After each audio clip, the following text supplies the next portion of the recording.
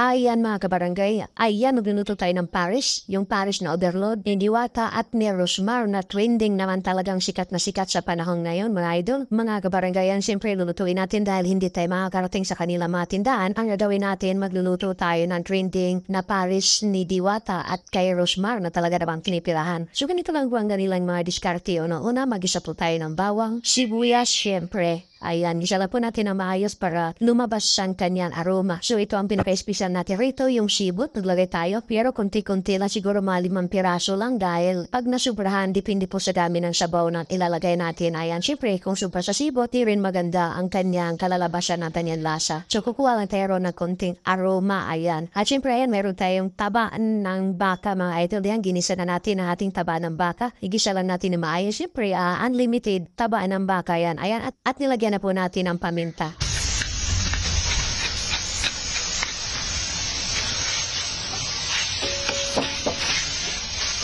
At syempre yung ating chicken cubes, dahil wala tayong available na beef cubes, chicken cubes, pwede naman, no? Idol, depende po sa available natin sa kusina. So ayan na, naglagay na rin tayo ng seasoning. At syempre yung ating soy sauce, nilagay na natin. At gisa-gisa pa, siyempre para masarap ang ating overload Paris a la Diwata a la Rosmar style, ayan.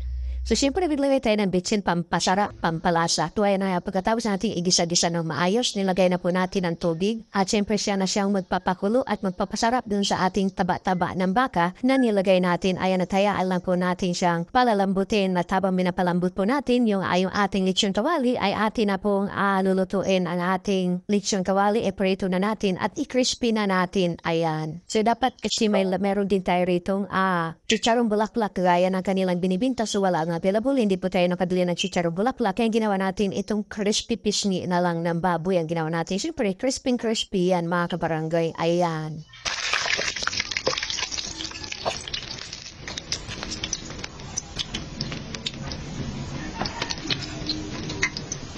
So ayan at sinik na natin ang ating sabaw ng Paris a la Diwata. So naglagay na po tayo rito ng Alex. Tansya ng oyster sauce. Naglagay na po tayo para pampalasa lalo at syempre pantagdag sa ating tiplada. So ayan na, dahil ito na po ang taba, unlimited taba ng baka. Naglagay na rin po tayo rito ng cornstarch para medyo malapot-lapot ang ating Paris sauce na ilagay natin mamaya sa ating overload. So ayan, tinikman na natin at okay na po ang lasa. Ayan. At syempre sa lapot, tsahan na lang po, dapat hindi masyadong malapot at hindi rin siya malapot. Now, dahil kulang sa paminta, naglagay pa tayo ng konting paminta, additional lang.